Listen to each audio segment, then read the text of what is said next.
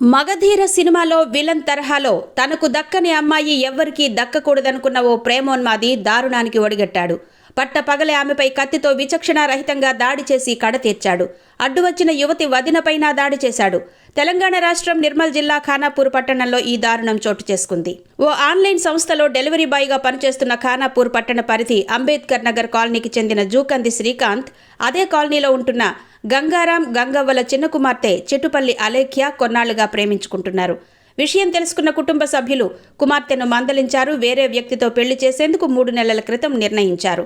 కానీ పెళ్లి నిశ్చయమైన విషయం తెలుసుకున్న శ్రీకాంత్ ఆమెను వివాహం చేసుకోబోతున్న యువకుడి కుటుంబ సభ్యులను కలిసి తన ప్రేమ వ్యవహారం గురించి చెప్పాడు. పెళ్లి ఆగిపోయేలా చేశాడు.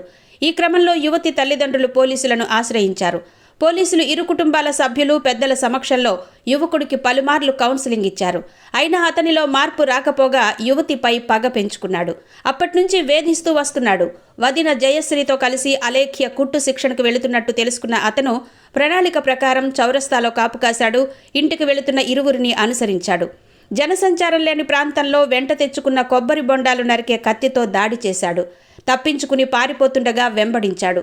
తొలుత అలేఖ్యను దొరకబుచ్చుకుని మెడపై నరికాడు. పక్కనే ఉన్న జయశ్రీ చంపొద్దంటూ కాళ్లు పట్టుకుని బతిమిలాడినా కనికరం చూపకపోగా ఆమె తలపై కాళ్లపై కత్తితో నరుకుతూ పక్కకు నెట్టేశాడు. ఈ పెనుగులాటలో ఆమె 2 ఏళ్ల కుమారుడు రియాన్స్ తలకు కత్తి గాయాలయ్యాయి. అనంతరం అలేఖ్యను పలుమార్లు కత్తితో నరికాడు. చనిపోయిందని నిర్ధారించుకున్న తర్వాత అక్కడి నుంచి పరారయ్యాడు. నిందితుడి కోసం గాలింపు చర్యలు చేపట్టామని, త్వరలోనే అరెస్టు చేస్తామని పోలీసులు తెలిపారు.